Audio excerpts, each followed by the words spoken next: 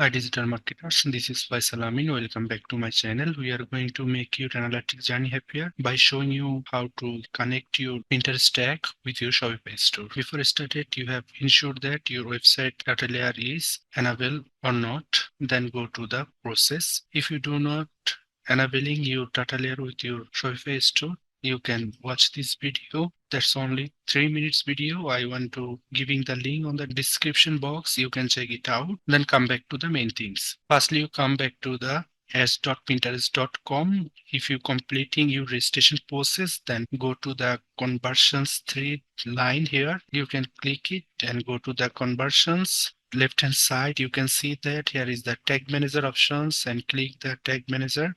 Here we can find out the Pinterest tag. So we have to copy that tag and back to the Google Tag Manager to connect your website with Pinterest. So now clicking the new tag configuration and find out your Pinterest platform. Here we are find out that Pinterest tag. So click it. Now in the tag ID, I want to create a constant variable for the Pinterest tag ID. So click the plus sign and also click the plus here and we find out the constant variable. So then constant, click it and put the value which are going to copy from the Pinterest, paste it, and here we give a name Pinterest base code.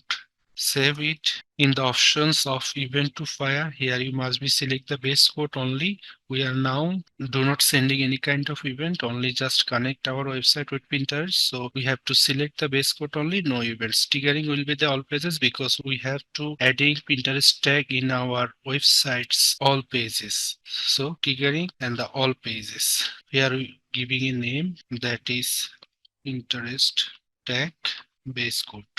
Save it. Now we go to the preview options. This is our Shopify store. Connect and scroll it and back to the tag assistant.